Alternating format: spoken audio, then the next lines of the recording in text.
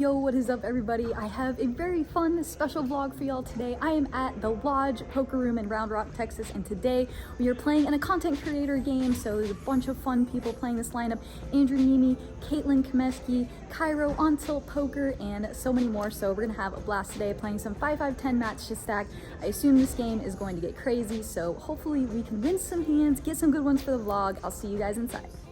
In today's vlog, we have a super fun lineup full of content creators, and it is headlined by none other than Mr. Andrew Neeme, aka the Vlog Father, and the rest of the lineup consists of Mr. Nick from On Tilt Poker. They have a YouTube channel, make sure to check it out. Miss Caitlin Kameski, aka GPI Poker Awards winner, hilarious, and one of my best friends. Shy, who was a little bit of a wild card, he plays high stakes no limit hold'em. Cairo, who also does content creation and works for companies like Poker.org. Then we have Mr. T1000, he's a very tough player to play against, plays high stakes, and he's very entertaining to watch. And then last but not least, Mr. Goob, who makes hilarious fitness Instagram reels, who has a massive following. Make sure to check out his content.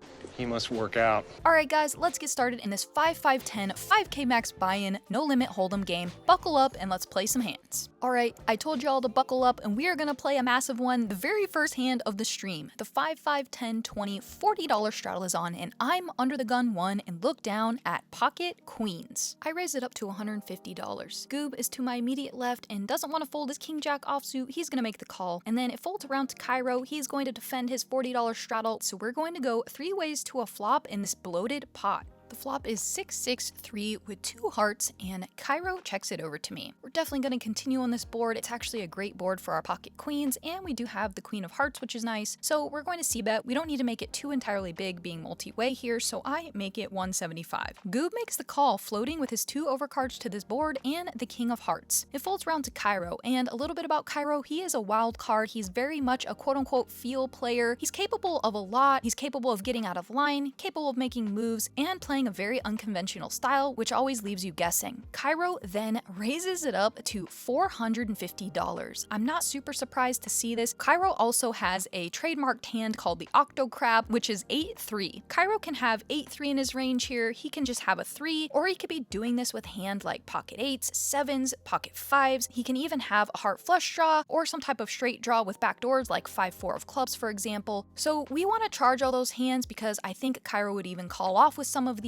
and we have a massive overpair. Sure, against some players, they're just going to have a 6x combination here, but against Cairo, I don't think that's always the case a lot of the time. So now with SPR being a little bit over 1, we're just gonna rip all in and try to get called by worse, and also isolate and get Goob out of there and fold out his equity. So Goob does indeed make the fold, and it folds back around to Cairo, and he snap calls. He says, I want to run it once for max pain. We flip over our hands, and Cairo has King 6 of spades, so we're gonna need some help here, and unfortunately, we do not get it. And I am stacked, the very first hand of this 5-5-10 content creator game. A little bit unlucky of a flop for us, considering I saw Cairo later in the stream check raise these flops with hands like pocket 8s, 9s, 10s. Unfortunately, this time he just has us beat, and we're going to reload.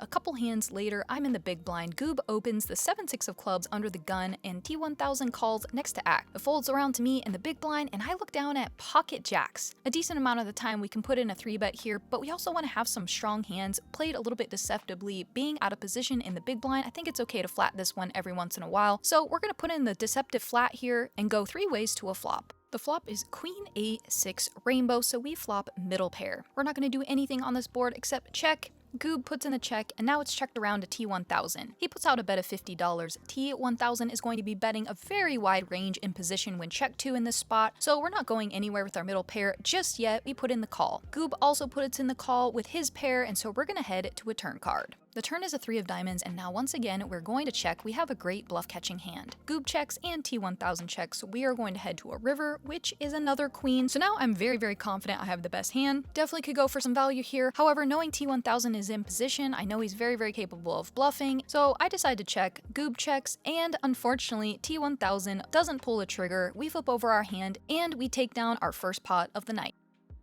Alright everyone, you know what time it is, it's time to buckle up. After getting felted that first hand, we top back up to $1,000 total, and in this one we have $1,200 to start the hand. The $20 straddle is on, and Shy is under the gun 1 and raises to $60. It folds around to me in the cutoff, and I look down at Ace-King offsuit. I make it $200. It folds around to on-tilt poker in the big blind, and he appeals the $200 3-bet with King-Queen offsuit. Now it's back on Shy. Throughout this session, Shy pulled off some insane bluffs. He was going crazy with hands like 7-deuce off and just wild, crazy, aggressive, and a very, very good and tough opponent. He then puts in the 4-bet to $650. And because of this Shy, he can definitely have bluffs in his range, so he can have hands like Ace-4 suited, for example. He could even be doing this with a hand like Ace-Queen offsuit. But nevertheless, with our stack size, we are not going to do anything here other than be all in, so I shove. On tilt poker folds, Shy puts in the call, asks me how many times I want to run it after showing me pocket aces. Shy is nice enough to let me run it twice, and here's what happened. Ash needs some help here, or else she is going to be stacked for the second time in 18 hands. I think it's supposed to be twice, but you can probably run it more than twice. Shy has her covered with the hearts. Yeah, I saw someone at 1-3. First one goes to Shy. 1-3. Some Cowboys. 2, 3, 4. Ash clubs. standing up. Oh yeah, we got clubs. Let's go. All right. Come on. A king or a queen. King will, for the win. Queen to chop. Yeah. There's the queen. Good job, David. They're going to at least chop it. Oh, it was half. So Damon will give 3/4 of the pot to Shy. Ash will get some of her money back. So the poker gods felt a little bit sorry for us and gave us at least a quarter of this pot, so now we have $660 left. Let's see if we can spin this up, make something happen, and win some all-ins. In this hand, we start the hand with about $660, and I'm under the gun after a $20 straddle and look down at pocket eights. We're gonna open this one up to $50. T1000 then puts in the 3-bet. It folds around to us. We're not gonna fold our pair for 25 big blinds, so I'm all in. T1000 calls and says, That is not good. flips over his hand, and we both have the same hand. There was a little bit of a sweat on the flop as we do flop 2 hearts, but the turn ends the drama, and we're going to chop this one up. In this one, the $20 straddle is on, and Shy opens to $60. Cairo then makes the call, and I look down next to act at Ace-Queen offsuit. With the $20 straddle on, we have about 30 big blinds, so we are all in. Then T1000 wakes up with pocket 9s on the button. He asks for a count, and then he makes the call. So we are going to head to see all 5 cards. We're only going to run this one once because, well, I want max pain or to double up. Unfortunately, the board does not run out favorable for us, and we are down to $0. It's time to rebuy. Alright y'all, it's time to buckle up yet again. We play the biggest pot of the night here, where in this hand we are 5, 5, 10, 20, 40, 80, and it folds around to me and I look down at Ace-King of hearts. I was joking around that I had to do some math so you can see I'm counting on my fingers what to raise it to, and I make it $300. Goob is on my left and wakes up with pocket queens. He has about $1,300 to start the hand, so he rips all in. Then it folds around to on-tilt poker, and he looks down at Ace-10 offsuit. With our stack sizes relative to the straddle, he doesn't have much behind and opts to go all in as well. Now it's back on me, and of course we are all in here in this $4,500 pot, running it once against my 2 opponents, and here's what happened. One time for blood. Ripping it once. There is a side pot. Heart. Couple hearts for Ash. No heart. Oh, it's a Sweaty. There's the heart for Ash. Luckily for us, we get the heart flush and we get a triple up, so now our stack is up to $4,500. I am in the game for $5,000, so being down only $500 feels like I'm up piles. So now let's see if we can get something going on the stream.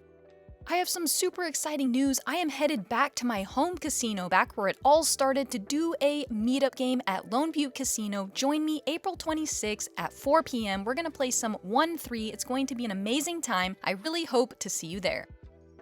As we start this hand, the knit game has commenced, and you definitely don't want to be the last one with a knit button or you owe everyone at the table $50 each. I'm under the gun and look down at ace-3 of diamonds. In this game, it's probably a super loose open, but we're going to try and get in the mix and see if we can't get rid of our knit button. Goob calls next to act, T1000 then puts in the 3-bet to $150. On tilt, cold calls, and we go 4 ways to a flop. The flop is ace, queen, 4, rainbow, so we do flop top pair. This is probably one of the many reasons why we shouldn't have even called the 3-bet to begin with, because unless we flop exactly a straight, flush draw, or a flush, all of our other hands are put in a very tough spot. But nonetheless, here we are. It checks around to on tilt poker and he bets $300. It folds around to me, and at the time I felt like I might have been making a nitty fold, but my spidey senses were going off. I sensed that on tilt was pretty strong in this spot, so I end up making a pretty tight fold. T1000 folds as well, and then Nick says he's pretty bummed he couldn't get value there because he had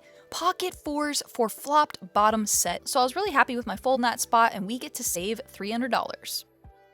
In this hand, we still have our knit button and it folds around to me in the cutoff, and I look down at 5-4 offsuit. I would never be opening this hand unless I thought I would have position. It looked like Goob wanted to fold, so that means I'll have the button. So I decide to raise and see if we can't get rid of our knit button. On tilt calls, and Mr. Andrew Neeme puts in the call as well, so we are going to go 3 ways to a flop. The flop is queen, 9, 7, rainbow, and it checks around to me. There can be a lot of hands that my opponents have that flop like bottom pair, middle pair, straight draws, maybe some type of combo draw, but we have position and our knit button, so we're going to try and fire at this one. And on this type of queen high board, we're going to go about half pot, and I bet $155. Folds around to Andrew, and then he puts in the raise. Obviously, there's nothing we can do here. He's showing significant strength, so I sadly have to put in the fold and torch a couple $100, and then I didn't find out what he had until I watched the stream back, and he had queen 9 offsuit, so he flopped a monster hand, top 2 pair.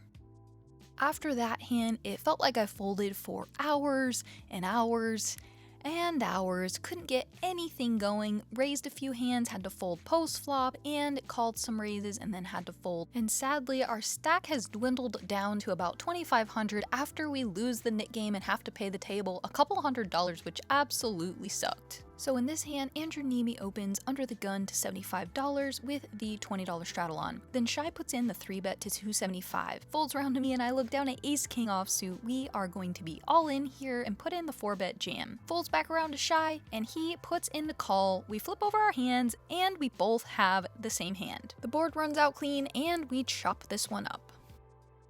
In one of the very last hands of the night, I have the $20 straddle on, and it folds around to the button, and this was a new player who came in a little over halfway through the stream, and he was a wild card. He was drinking a lot of champagne and having a great time. He was very fun to play with, and he was playing pretty loose and crazy. He raises it up to $80. Shy calls in the big blind, and I'm in the straddle and look down at pocket kings. What an absolute dream spot. I put in the raise to $350. The dentist snap calls on the button. Shy folds, so now we're gonna go heads up to a flop. The flop is Jack 7-7 with 2 spades. The dentist has position in this one, so we are going to put out a small bet and make it $250. He calls, so now we head to a turn card. The turn is the king of diamonds, so now we have the nut full house. My opponent is very loose and splashy, so I was hoping that if I continue betting here that we could get called by a lot worse hands. Hindsight is 20/20 though. Because of this player type and this specific player profile, I definitely should have checked, trapped, and tried to induce my opponent to bluff. But after I put out my bet, he snap folded so fast and said he was done with the hand and wasn't putting any more money in the pot. So I think we won about as much as we are going to. So after that hand, it was time to rack up and head to eat with some of my favorite people. We were in the game for $5,000, cashed out with $3,290 for a loss of $1,710. The stream didn't go exactly as I'd hoped, but it could have been a lot worse. Happy to win some all-ins throughout the stream. I had headed to dinner with some of my good friends, Caitlin Komeski and Andrew Neeme. We had a blast, had some great food and drinks, and of course, some lovely conversation. I hope you guys enjoyed the vlog. If you did, would you do me a huge favor and go all in and like, comment, subscribe? It would mean the world to me. We are just getting started on this journey. It's only up from here. I'll see you guys next time.